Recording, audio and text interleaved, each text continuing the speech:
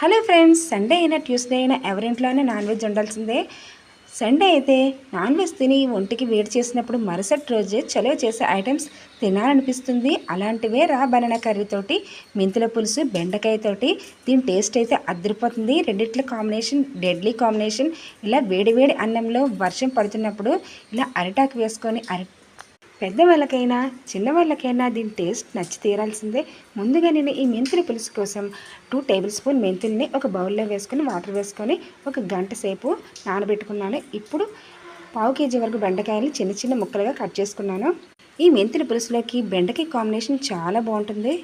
మనకి నచ్చిన సైజుల్లో ఇలా బెండకాయల్ని చిన్న చిన్న పీసెస్లుగా కట్ చేసుకోవాలి. ఇప్పుడు అరటికాయను కూడా ఇలా తొక్క తీసుకొని నీట్గా ఇలా తీసుకున్న తర్వాత ఒక వాటర్లో క్లీన్ చేసుకున్న తర్వాత అప్పుడు చిన్న ముక్కలుగా కట్ చేసుకున్న తర్వాత కూడా ఒక వాటర్లో క్లీన్ చేసుకొని పక్కన ఉంచుకోవాలి. ఈ అరటికాయని గ్రీన్ పార్ట్ అనేది లేకుండా వైట్గా ఇలాగ చెక్కేసుకోవాలి శుభ్రంగా. మా చిన్నతనంలో అయితే నాన్ వెజ్ తిన్న మరుసటి రోజు అయితే కంపల్సరీ మెంతుల పులుసు కానీ బనానా కర్రీ కానీ మా ఇంట్లో ఉండాల్సిందే. మనకు నచ్చిన సైజుల్లో ఈ అరటికాయ ముక్కల్ని నీట్గా ఇలా కట్ చేసుకొని వాటర్లో క్లీన్ చేసుకోవాలి. దీంట్లో ఉన్న జిగురంతా పోతుంది.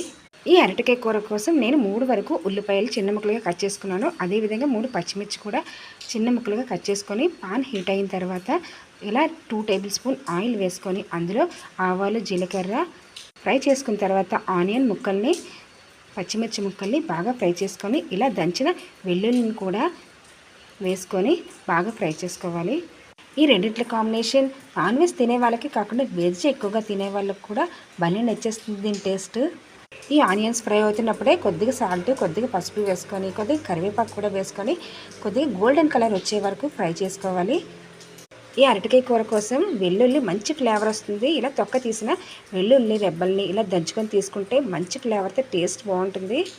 ఇలా ఆనియన్స్ ఫ్రై అయ్యాక అరటికాయ ముక్కలు కూడా క్లీన్ చేసి పెట్టుకునేవి పాన్లో వేసుకొని కొద్దిగా సాల్ట్, కొద్దిగా పసుపు వేసుకొని ఫ్రై చేసుకోవాలి. చిన్న మెత్తబడే వరకు మూత పెట్టుకొని ఉంచుకోవాలి. ఒక 5 మినిట్స్ ఇలాగ ఫ్రై అయిన తర్వాత అందులోనే కొద్దిగా ధనియాల జీలకర్ర పౌడర్ని, కొద్దిగా కారంని వేసుకొని అందులోని చిన్న ముక్కలుగా కట్ చేసిన టమాటాలను కూడా వేసుకొని ఫ్రై చేసుకొని ఇవి బాగా ఉడికేలాగా వాటర్ వేసుకోవాలి.